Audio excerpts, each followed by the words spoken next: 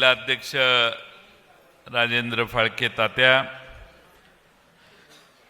प्राजक्त तनपुरे, संदीप वरपे, जिल्हा कार्याध्यक्ष मेहबूब शेख, महाराष्ट्र प्रदेश युवक राष्ट्रवादीचे अध्यक्ष युवकांचे प्रताप काका ढाकणे, शहराचे अध्यक्ष अभिषेक कळमकर, माजी आमदार दादाभाऊ कळमकर, महिलांच्या जिल्हाध्यक्षा योगिताताई राजळे, रोहिदास कर्डिले, सरचिटणीस प्रदेश राजेंद्र कोठारी, शौकत तांबोळी, अरुण पाटील कडू, प्रकाश पोटे, युवक शहराध्यक्ष, जिल्हा परिषद सदस्य शिवसेनेचे संदेश कारले, पाथर्डी तालुका अध्यक्ष शिवशंकर राजळे, हरिदास शिर्के, नामदेव पवार, शहर कार्याध्यक्ष बाबासाहेब बिटे, आपल्या जिल्हा परिषदेचे माजी अध्यक्ष किसनराव लोटके सर, राजेश्वरी कोठावळे, युवती अध्यक्षा कविताताई घाटगे, सीताराम काकडे,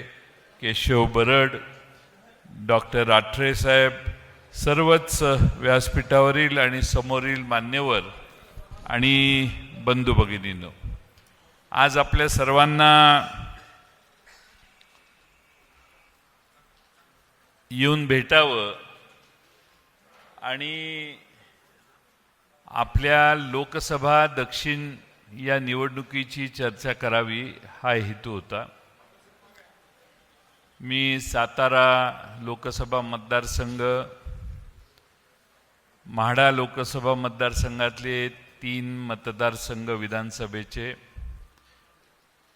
करून आज सकाळी आपल्या कर्जत जामखेडचा बैठक घेतली आणि या मतदारसंघात श्रीगोंदा आज दुसरी बैठक होती, पण राहुल दादांना थोडंसं काम आहे म्हणून त्यांनीच विनंती केली.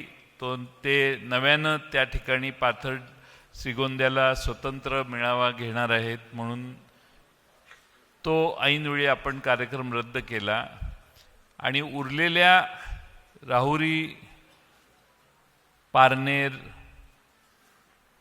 पाथर्डी, शेगाव आणि नगर शहर विधानसभा मतदारसंघ असा या ठिकाणी आज आपल्या सगळ्या प्रमुख मोजक्या कार्यकर्त्यांना निमंत्रित घेऊन ही बैठक बोलवलेली आहे.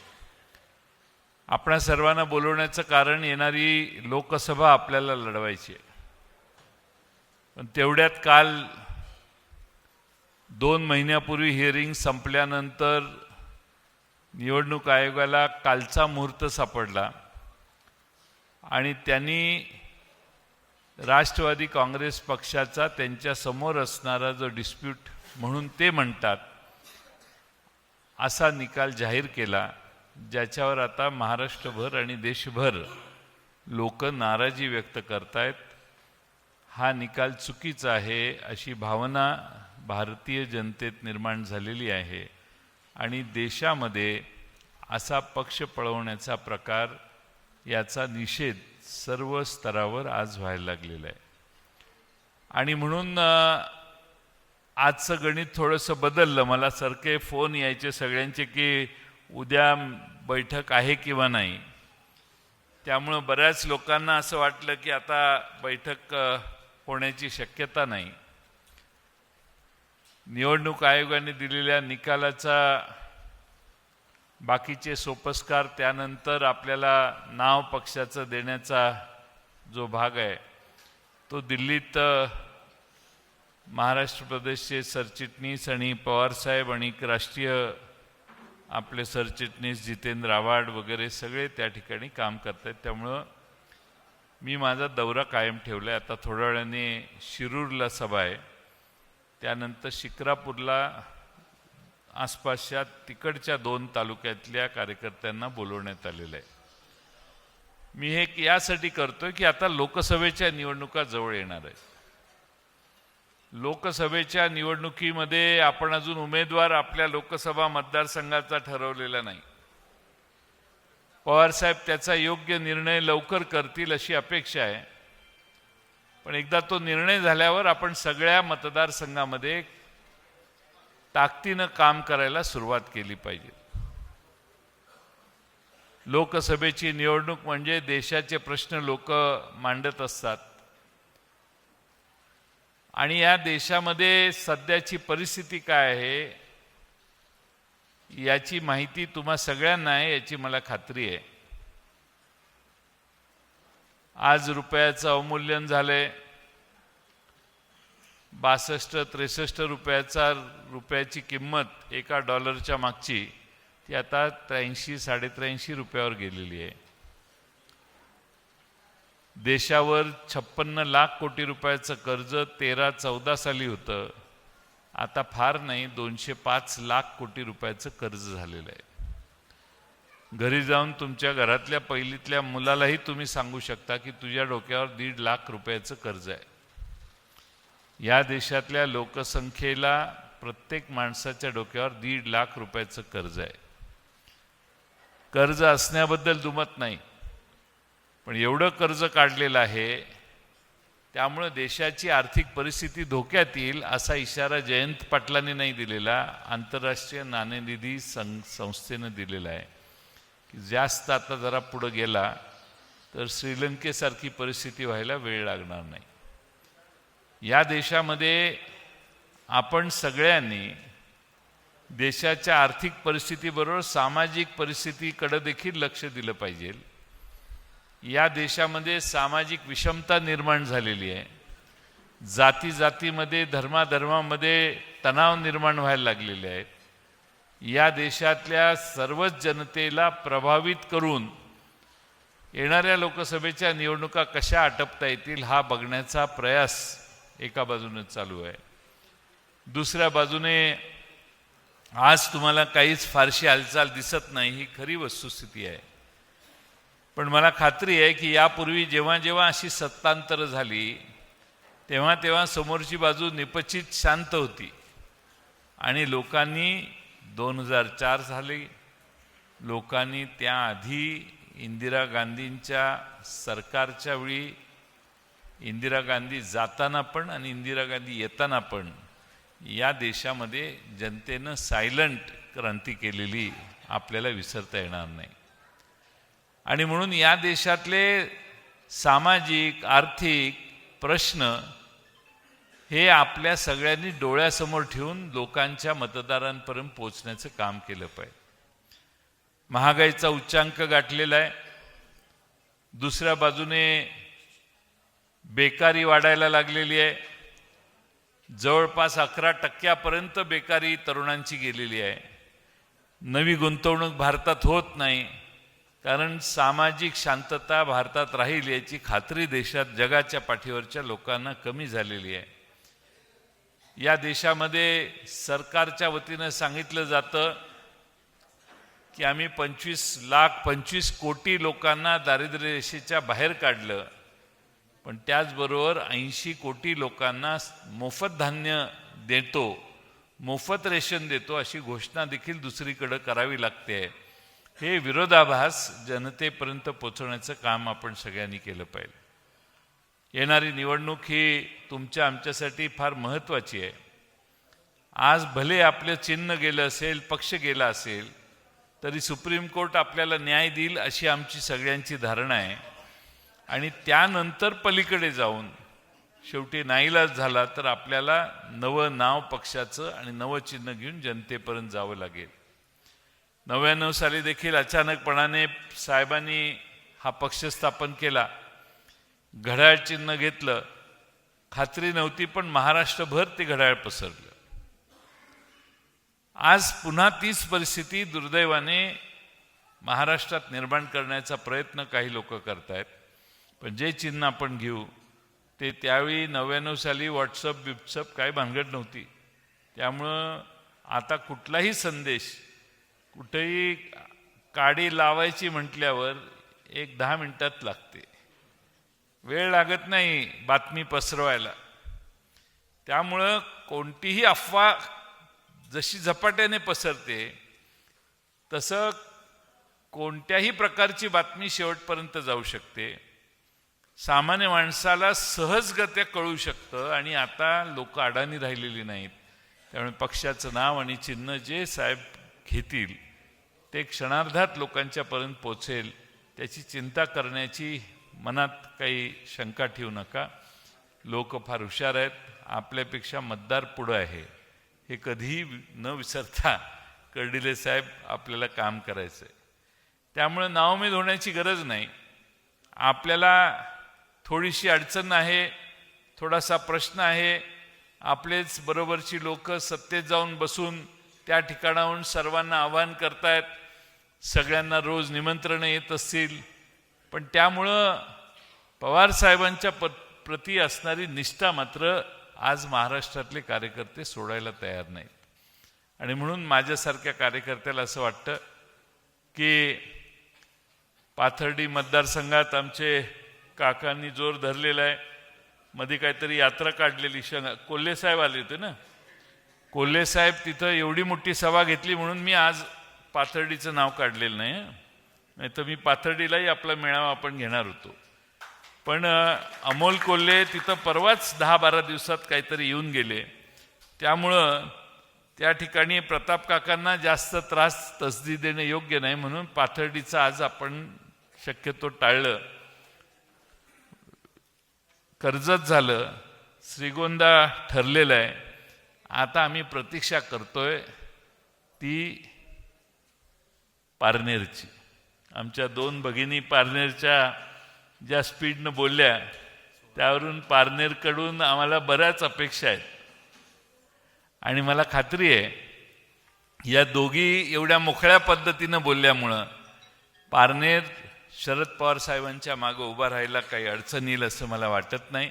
आणि म्हणून आपण सगळ्यांनी आज लक्ष केंद्रित केलं पाहिजे, ते आपल्या नगर शहरावर केलं पाहिजे. आणि मला अभिषेक कळमकर ज्या उत्साहानं काम करतायत, माझी अपेक्षा आहे दादाभाऊ की लोकांपर्यंत पोचलं तर लोकांच्यात पवार साहेबांच्यावर आज झालेला अन्याय, लोकांच्यात पवार साहेबांच्याबद्दल, काँग्रेस पक्षाबद्दल आणि शिवसेना खास करून या शहरातली यांचा जो समन्वय आपण जर साधला चांगला, तर मला नक्की खात्री आहे की या ठिकाणी देखील आपल्याला यश मिळाल्याशिवाय राहणार नाही. त्यामुळे चिंता करू नका. असे प्रसंग नेहमी येत असतात, पण आपला सगळ्यांचा भरोसा महाराष्ट्रातल्या जनतेच्या सत्सद विवेक बुद्धीवर आहे. आज काय चाललंय महाराष्ट्रामध्ये, एक आमदार पोलीस स्टेशनमध्ये जातात आणि गोळीबार करतात, तेच मुलाखत देतात 5 गोळ्या झाडल्या म्हणून. गोळ्या का झाडायला लागल्या, तर आमदारांच्या जमिनीत दुसरं कोण घुसलं होतं आणि काय ते दुसरे जे घुसलेले ते एकनाथ शिंदेंच्या पक्षाचे पदाधिकारी. महाराष्ट्रातल्या कॉन्ट्रॅक्टरनी जाऊन सरकारच्या मुख्यमंत्र्यांना विनंती केलेली आणि दोन्ही उपमुख्यमंत्र्यांना, एवढे कॉन्ट्रॅक्ट आम्ही घेतलेले आहेत महाराष्ट्रातले लाखभर कोटी रुपयाचे, त्यात तुमच्याकडे पैसे नाही ते सोडून द्या, पण आम्ही जे एवढं काम करू ते पण काम आम्हाला लोक करून देत नाहीत. दरोड धमकावणे, मारहाण करणे कॉन्ट्रॅक्टरना, त्यांना काम करून न देणं, एका गटानं काम केलं तर त्याच सत्तेत असणारा दुसरा गट ते काम अडवतो. अशा सगळ्या गोष्टी कॉन्ट्रॅक्टरांनी अर्ज करून सरकारला सांगितल्यात 15 फेब्रुवारीपर्यंत काहीतरी ठरवा, नाही तर आम्ही कामं बंद करतो. ही महाराष्ट्राची परिस्थिती आहे. पोलीस स्टेशनमध्ये जाऊन रिव्हॉल्वर काढून जर फायरिंग होत असेल, त्यात सत्तारूढ सगळ्यात मोठ्या पक्षाचा आमदार आणि एक पक्ष फुटून तिकडं गेलेल्या लोकांच्या मधले पदाधिकारी यांच्यात फायरिंग होत असेल, तर ही महाराष्ट्राच्या दृष्टीनं काही स्पृहणीय बाब आहे असं मला वाटत नाही. अशीच जर गुंडगिरी चालू राहिली तर महाराष्ट्र पुन्हा अधोगतीला जाईल. मेहबूब शेखना त्या दिवशी कुठेतरी भाषण करताना मेहबूब म्हणत होते महाराष्ट्राचा बिहार होण्याची शक्यता आहे. मी मेहबूबना म्हटलं बिहार होण्याची शक्यता नाही, बिहार झालेला आहे, बिहार मागं गेलंय, आता आपण लय पुढे गेलोय. म्हटलं तू काय चिंताच करू नकोस. ही परिस्थिती महाराष्ट्राला पाहिजे का? एखादा आमदार असेल, एखादा नगरसेवक असेल तर तो त्याचं राज्य स्थापन करून बसतो. त्या मतदारसंघात कोणी कुठलं काम घ्यायचं तो ठरवतो. नगरसेवकाच्या बोर्डात जर कोणी काम मंजूर जर झालं तर त्याचा कॉन्ट्रॅक्टर तोच ठरवणार, त्याच्याकडून काय घ्यायचं ते तोच देणार आणि घेणार. असं कधी नव्हतं महाराष्ट्रात. ही सगळी महाराष्ट्र सरकारची बदनामी ही त्यांच्या हातूनच चाललेली आहे. आम्ही अजून तोंड उघडलेलं नाही, अजून आम्ही काहीच बोलत नाहीये. त्यांच्यातच आता पैशासाठी, संपत्तीसाठी, जमिनीसाठी दुसऱ्याच्या जमिनी हडप करणारी लोक आता पुढे यायला लागलेत. जमिनीला कंपाऊंड घालायचं, जमीन ताब्यात घ्यायची. एखादा साधा व्यापारी असेल तर त्याला पाक त्यातनं बाहेर घालवून टाकायचं दहशतीच्या खाली आणि तिथं आपलं नाव लावायचं. हा उद्योग करणारी लोक महाराष्ट्रभर पसरलेली आहेत आणि त्यांना संरक्षण सरकारचं आहे, पोलिसांचं आहे. हे सगळ्यात गंभीर आहे माझ्यासाठी. मी महाराष्ट्राच्या विधानसभेत आता 1990 सालापासून आहे.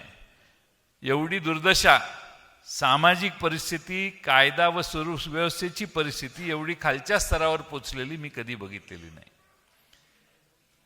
सत्तेत असणारे एक आमदार मंत्रिमंडळातल्या दुसऱ्या मंत्र्यांच्या बद्दल काय बोलतात. एक सत्तेतले आमदार एकनाथ शिंदे गटाचे असतील बहुतेक, त्यांनी सांगितलं की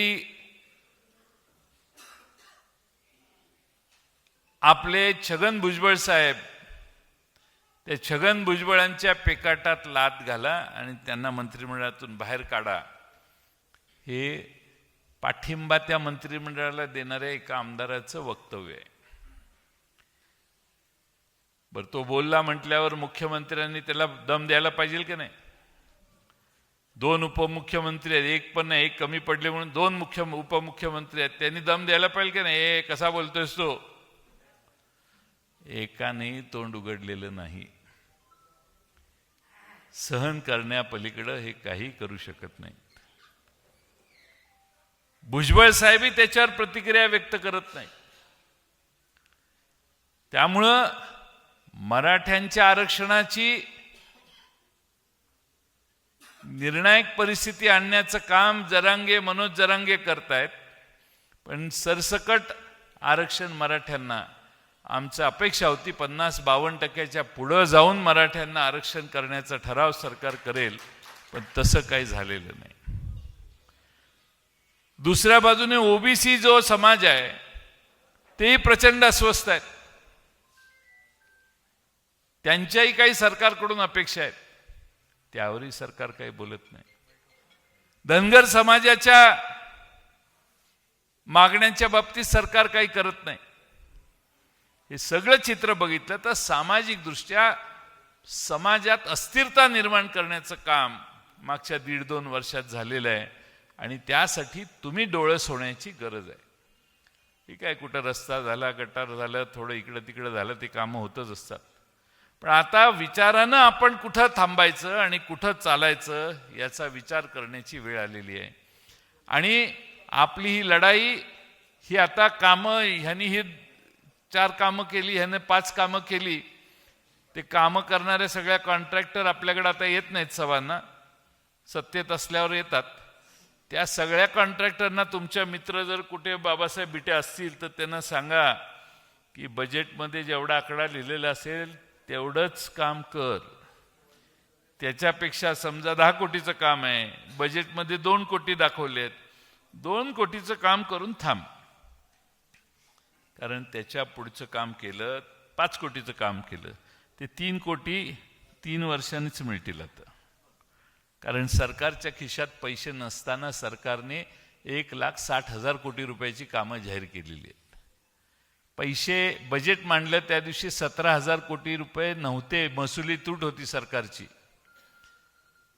मागच्या वर्षीची बिलं फेडायला यांना जून उजाडलं. 17,000 कोटी महसुली तुटीचं बजेट जाहीर केलं. जूनमध्ये 44,000 कोटी रुपयाचं पुरवणी मागण्या मान्य केल्या. डिसेंबरमध्ये 55,000 कोटीच्या पुरवणी मागण्या मान्य केल्या. ही जी वादळं आणि संकट शेतकऱ्यांच्यावर आलं त्याच्या घोषणांची बेरीज 44,000 कोटी होते. म्हणजे 1,60,000 कोटी रुपये सरकारच्या खिशात नसताना सरकारने जाहीर केलेले आहेत. त्यामुळं सरकारच्या टेंडर घेणाऱ्या सगळ्यांना माझी विनंती आहे, परत आमचं सरकार आल्यावर तुम्ही मागायला याल तर ते अवघड होईल. आमची जनताच आम्हाला निवडून दिलं असं दिसतं एकंदर. त्यामुळे अवघड होईल. त्यामुळे जेवढं बजेटमध्ये आकडा असेल तेवढंच काम करा. बऱ्याच कॉन्ट्रॅक्टरने देणं घेणं केलेलं असेल ते तर बुडलेच. काही 10%, 15%, 20%, काही वेळा इतकी धाडस वाढले आता 25%वर आणि 30%वर गेलं असं म्हणतात.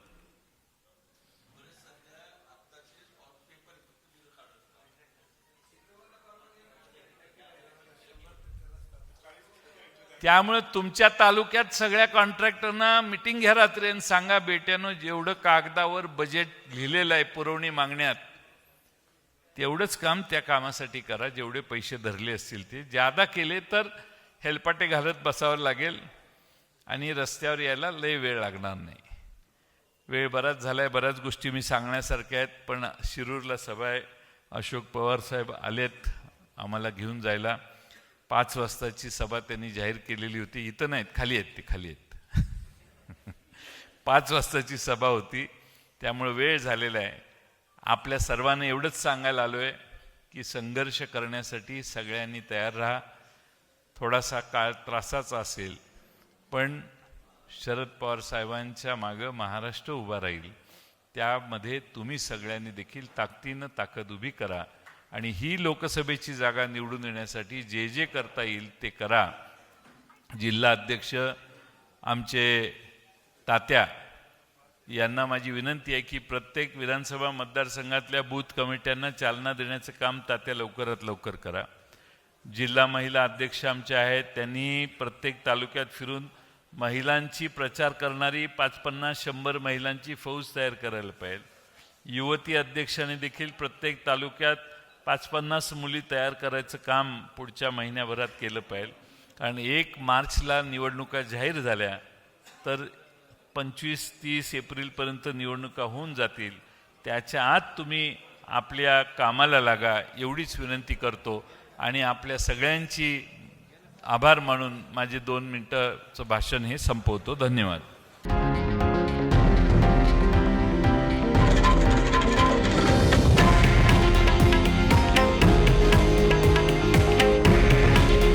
हे आहे देशातील नंबर 1 न्यूज नेटवर्क आणि आपण पाहत आहात TV9 मराठी. काळजी तुमची, हित महाराष्ट्राचं.